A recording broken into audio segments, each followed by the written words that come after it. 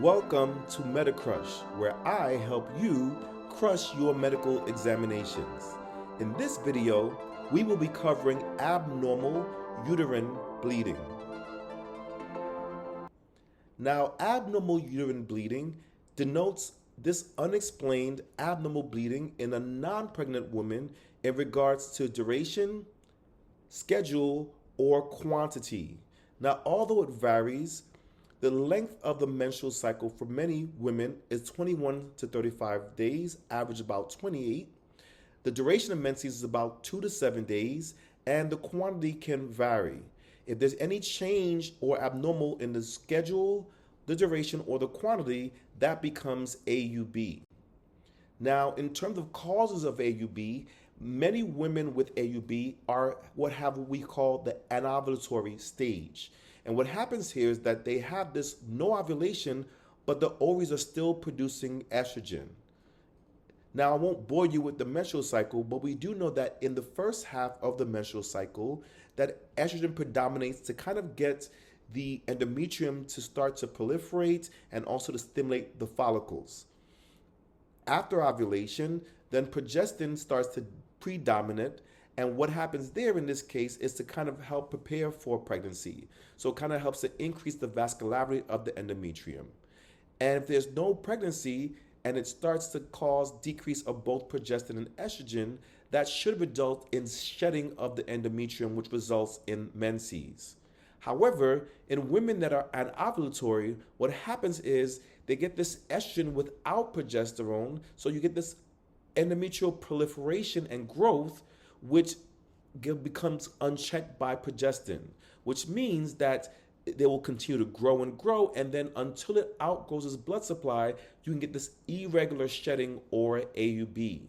Now, it could either be structural causes or non-structural causes. In terms of structural causes, the mnemonic is PALM, polyps, endometrial polyps, adenomyosis, Leiomyoma or fibroids, malignancy, specifically endometrial malignancy or endometrial hyperplasia. Now, in terms of non-structural causes, that may include things such as polycystic ovary syndrome or coagulopathies. Now, in terms of the structural causes, an endometrial polyp is this overgrowth of either both endometrial gland and stroma, so much so that it forms a projection into the uterine cavity from the surface of the endometrium. Now, any woman can get this, but it's higher risk in postmenopausal, in women that underwent endometrial biopsies, and in women undergoing IVF, in vitro fertilization. Now, although a vast majority of these polyps are benign, malignancy can occur in these polyps, especially with increased age. People that are postmenopausal have a higher risk of these polyps potentially becoming malignant. Now, they may have no symptoms of an endometrial polyp, but the most common presenting symptom of a polyp is going to be abnormal uterine bleeding or intermenstrual bleeding for premenopausal patients as well. Now, again, it may be picked up on examination, but it has to be a large polyp in that case, and it's a prolapse polyp for that to occur. So in most cases, it's usually they present due to this abnormal uterine bleeding, or it may be picked up incidentally on pelvic imaging for some other reason. Now, if you suspect an endometrial polyp, or part of your workup for abnormal uterine bleeding often includes a transvaginal or some kind of pelvic ultrasound. That is the preferred imaging of choice for suspected polyp, and what you're going to look for is either a mass, often on a pedunculated stalk within the endometrial cavity, and that's probably going to be hallmark for an endometrial polyp.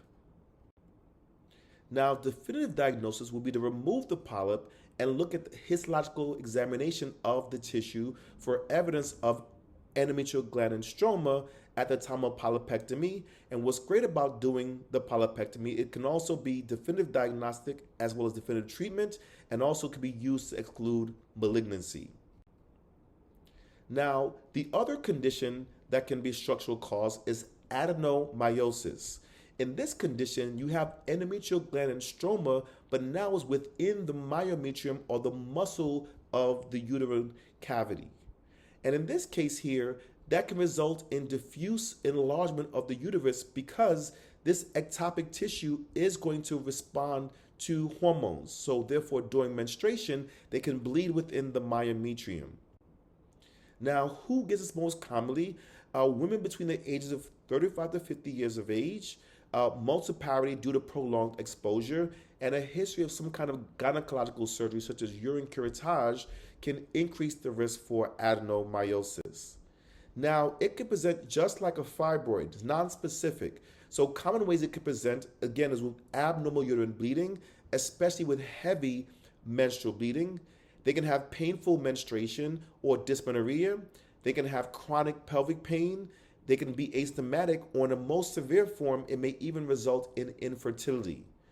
Now, the key of pathophysiology of this condition is that this ectopic tissue within the myometrium is going to respond to hormonal changes, which results in the classic examination finding of a symmetrically diffused enlarged, often described as globular, soft and boggy from the bleeding, and a mobile uterus.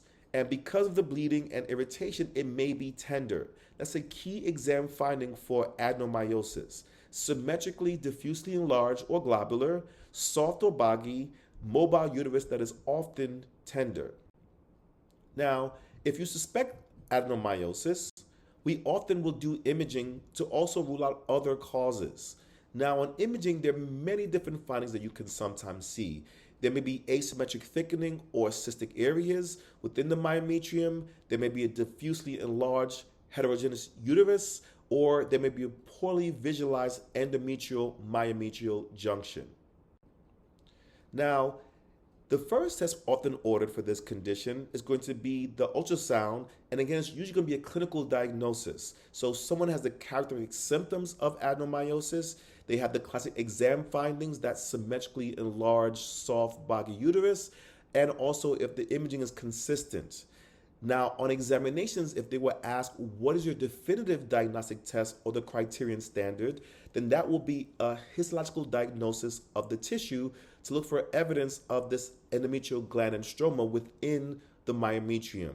But because this requires a hysterectomy, it is not usually performed, but it is the criterion standard or definitive test to make the diagnosis of adenomyosis. Now, leiomyoma is another cause of a structural cause of abnormal uterine bleeding. In this case, you have this benign tissue and muscle cells that are replicating over and over again, resulting in these benign muscle masses within the uterine cavity. Now, they could also be subserosal, they could be intramural within the muscular wall, they could be submucosal. Now, a fun fact on exams is that submucosal myomas are often bleed a lot, so they can cause heavy menstrual bleeding, and they also can cause reproductive dysfunction. Now, it presents just like an adenomyosis. It may be incidentally found on imaging. They can either have significant abnormal uterine bleeding, they can have painful menses or dysmenorrhea, they may have reproductive dysfunction or chronic pelvic pain as well. The difference is that because it's a muscle mass, it is often either the exam could be completely normal, or they may describe this palpable, firm, non-tender, asymmetric or irregular contour mass or masses on examination, and that's going to be helpful to distinguish this from adenomyosis. Now, again, for AUB, most commonly imaging-wise, we often order some kind of pelvic or transvaginal ultrasound. Now, the key finding for leiomyoma are going to be these focal, heterogenic, hypoechoic, well-circumscribed mass or masses, often with shadowing. That's the classic ultrasound finding for a uterine fibroid. Now, keep in mind that fibroids present just like adenomyosis. The key is either imaging or on examination. If you see a discrete, firm, non-tender, irregular, or asymmetric mobile mass, then that's hallmark for a fibroid. If you have a diffuse, symmetrically enlarged, globular, soft, boggy, and tender uterus, then that's more likely to be adenomyosis. Now, another form of structural cause of abnormal uterine bleeding could be endometrial hyperplasia and or endometrial malignancy. Now, the biggest risk factors for developing hyperplasia and malignancy of the endometrial layer is going to be prolonged unopposed estrogen. We said earlier that if you have estrogen, it's going to cause proliferation and growth of the endometrium. Without progestin, it will continue to grow and grow. So in premenopausal patients, two very important risk factors for this condition is obesity, because that's going to cause prolonged estrogen exposure, and polycystic ovarian syndrome, especially the anovulatory version of PCOS. Now, tamoxifen is another very important risk factor for developing endometrial hyperplasia and cancer. Now, tamoxifen is an estrogen antagonist in the breast. However, it is an estrogen agonist in the uterus. So if you use it for breast cancer prevention or treatment, tamoxifen can block estrogen receptors in the breast. However, it will stimulate endometrial growth and hyperplasia in the uterus. And again, postmenopausal patients have an increased risk, and also women 45 years or older have an increased risk for hyperplasia and malignancy. Now, in terms of the non-structural etiologies, some things can be things like coagulopathy. So if someone presents with symptoms that are suggestive of coagulopathy, they get petechiae, they get easy bruising, they get bleeding gums, for example, menorrhagia, then you want to think possibly some kind of coagulopathy. You want to do a coagulopathy workup. And that includes a CBC to rule out decreased platelets, thrombocytopenia. That could include a PT-INR and a PTT, and even von Willebrand factor screening, because fun fact is that von Willebrand disease is the most common inherited bleeding disorder. So those are the things that we do to work up someone if we think someone has coagulopathy suspected. Now, if you suspect this condition, you want to get a complete history and a physical examination to kind of help you figure out what are some potential causes of the abnormal uterine bleeding. As with always, you always want to assess your A, B, C, D, E's and stabilize your patient first, especially if they're having active bleeding at the moment. Now, part of your workup is going to be to exclude pregnancy, because remember, by definition, AUB should be seen in a non-pregnant woman, and also to get a history to determine if it's ovulatory bleeding or anovulation, see what is the cause potentially. And also go through your list if it's structural versus non-structural causes, so PALM-COEIN. Now, part of the workup will involve a beta HCG to rule out pregnancy, a CBC to again assess for anemia, blood loss, and thrombocytopenia, especially if coagulopathy is suspected. You can get a ferritin to assess for iron stores. You get a TSH because abnormal thyroid conditions can also cause abnormal uterine bleeding. And if the patient's sexually active, and if it involves them having active sexual intercourse, you may want to screen for sexually transmitted infections as well. Now, the most important imaging for heavy menstrual bleeding should be some kind of pelvic imaging, such as a transvaginal ultrasound, to look for some common causes of abnormal uterine bleeding. And it's great success for structural lesions. Is there any evidence of adenomyosis? Is there the shadowing that we can see with fibroids? Is there the classic stalk of an endometrial polyp? So it can help you to look for structural causes of abnormal uterine bleeding. Now, if someone's at increased risk for hyperplasia or malignancy, there's obesity, there's a long-standing history of polycystic ovary syndrome, they're 45 years or older, they want tamoxifen, then you may need to do an endometrial sampling or endometrial biopsy to rule out both hyperplasia and malignancy in that specific population.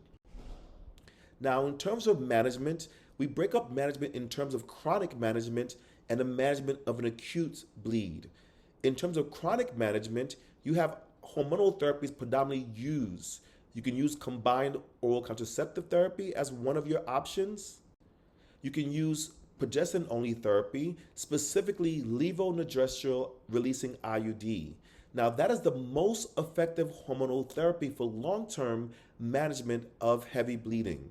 Now, fun fact is that progestin can also cause abnormal bleeding, but in this case, you did the full workup before you put them on progestin IUD. You can use other progestins as well if a patient does not want to use levonorgestrel IUD.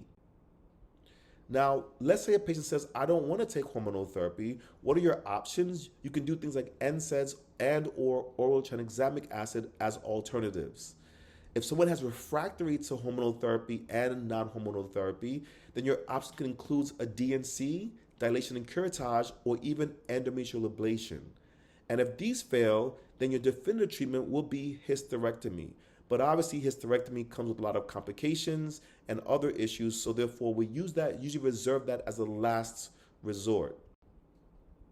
Now, what if they present now with acute bleeding? So now they're having severe heavy bleeding. What do we do in this case? We're going to give them hormonal therapy with high dose estrogen.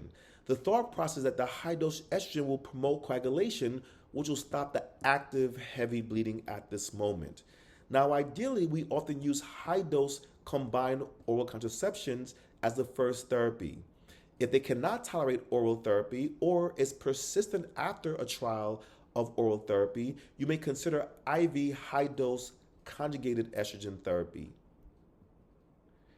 Other treatment could even include tranexamic acid, and if the person is hemodynamically unstable and those treatments are not working, you can even consider dilation and curettage if it's unstable or persistent bleeding. Now for this part, to test your skills, I'm going to give you a set of questions. What I want you to do for this part is to pause the screen to give yourself enough time to answer the questions.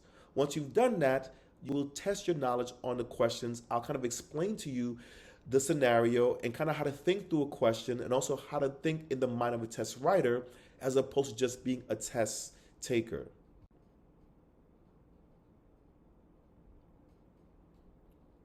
So in this case, you have a young woman that presents with symptoms that are consistent with abnormal uterine bleeding, and therefore pelvic ultrasound is usually the preferred imaging of choice for someone that presents with AUB to look for structural causes such as endometrial polyps, adenomyosis, or even fibroids.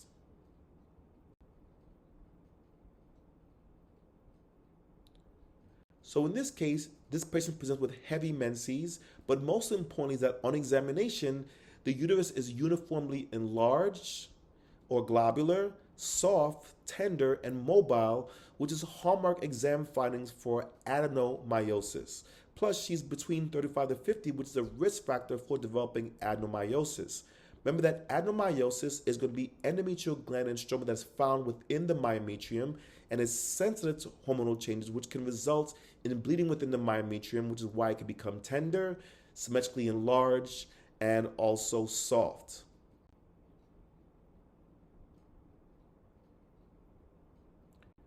So in this case, you have a 20-year-old woman that has heavy vaginal bleeding for the last 8 months. Her vital signs are within normal limits. All the testing you did so far is normal. So in this case here, since I did the full workup, I have 3 options and only one of them is here. Levonorgestrel IUD is the most effective treatment for AUB. I could do progestins or I could do combined oral contraceptives are my 3 options in the long-term management of AUB.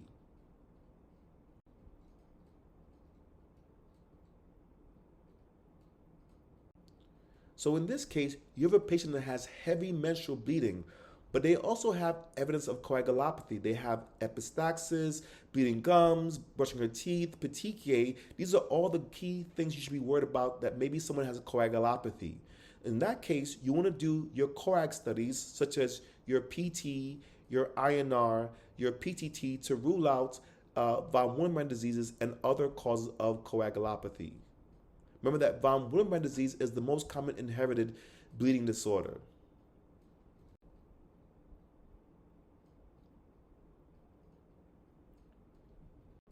So in this case, you have a woman that presents with pelvic pressure and abnormal uterine bleeding. However, on examination, the uterus is firm, it's mobile, it's irregular or asymmetrically enlarged, so that is hallmark for a uterine fibroid or Leiomyoma.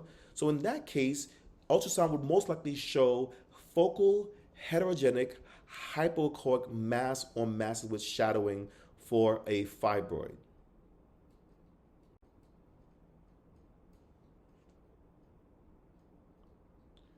So in this case, you have a patient that presents now with acute vaginal bleeding and her vital signs are stable. So in this case, because the vital signs are stable, the preferred treatment would be combined oral contraceptions with high-dose estrogen with the idea that the estrogen will promote coagulation. If you try to combine and it fails, you can consider choice D, which would be IV high-dose estrogen. If they had unstable, then you may consider things such as dilation and curettage. But in this case, the patient has normal blood pressure and a normal pulse.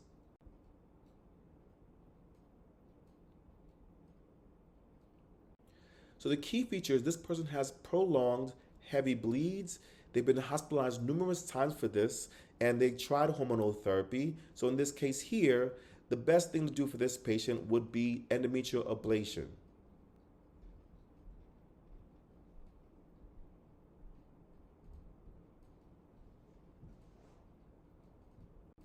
So in this case, you have a 48-year-old woman, very important. She has a high BMI, so she has two risk factors. She's over the age of 45, and she has a high BMI obesity.